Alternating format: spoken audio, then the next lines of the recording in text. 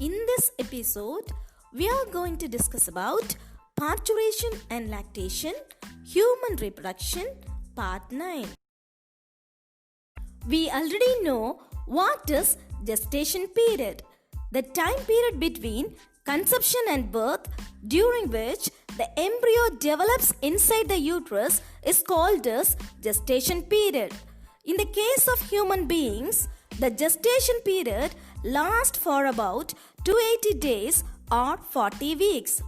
After the completion of gestation period, the fully formed fetus is expelled from the mother's uterus is called as parturition or childbirth. Suppose if the fetus is expelled before the completion of gestation period, it is called as preterm birth. Parturition is a neuroendocrine process controlled by both nervous and endocrine system. The series of events that pushes the fetus from the uterus collectively called as labor. In other words, the effort spent for the parturition process is called as labor. There are two types of labor, false labor and true labor. Throughout pregnancy, uterus shows irregular, weak and strong contractions called Braxton Hicks contraction called false labor.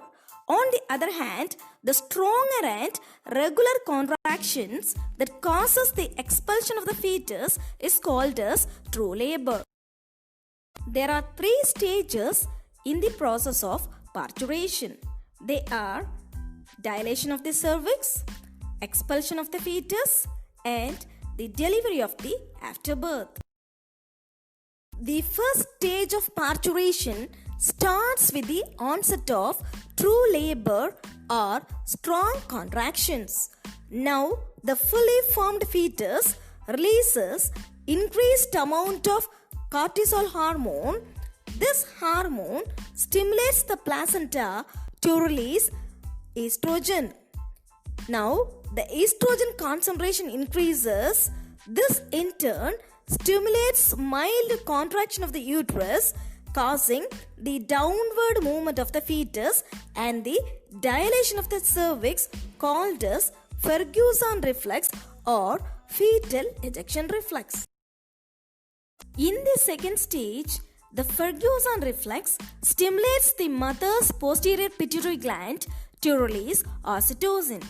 The increased concentration of oxytocin causes powerful contraction of the uterine muscles and also increases the production of prostaglandins by the amnion, which also further increases the contraction of the uterus. At the same time, pelvic joints gets relaxed and the cervix is fully dilated by the action of another hormone called relaxin. All these causes the expulsion of the baby through the birth canal called parturition or childbirth.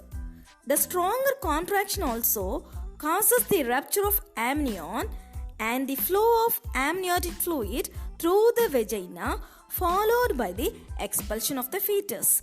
Suppose if normal vaginal delivery is impossible due to problems such as position of the baby and the nature of the placenta, in that case, baby is surgically removed called as cesarean or C-section. The third stage of parturition starts after the birth of the fetus and ends with the delivery of the afterbirth. The placenta, along with the remains of the umbilical cord, is called as afterbirth. Afterbirth is expelled within 5 minutes after the expulsion of the fetus. What is lactation? It is the formation, secretion, and ejection of milk by the mammary glands. It is also a neuroendocrine process controlled by both nervous and endocrine system. When the baby suckles the nipple, signals are sent to the hypothalamus of the brain to release prolactin releasing factors. This factor in turn stimulates the anterior pituitary gland to secrete prolactin. Now, the prolactin stimulates the alveoli of the mammary gland to secrete milk. This process of production of milk is called as lactogenesis. Similarly, when the baby suckles the nipple, signals are sent to the hypothalamus of the brain to release oxytocin releasing factors. This factor in turn stimulates the posterior pituitary gland to release oxytocin.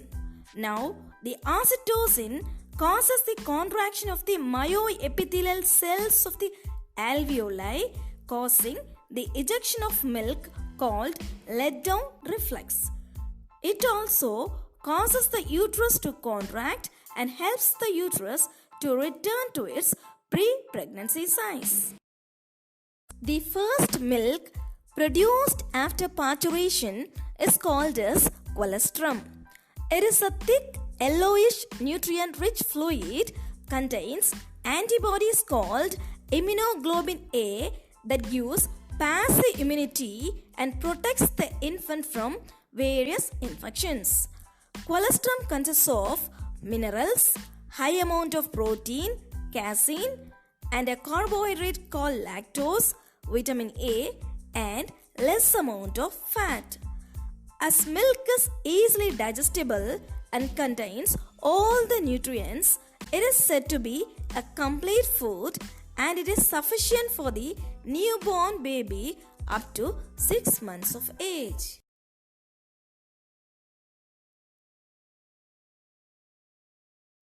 In this class, we have learnt what is parturition, what is the difference between false labor and true labor, what is Ferguson reflex, what is lactation, what is the cause for let-down reflex, what is colostrum and its significance.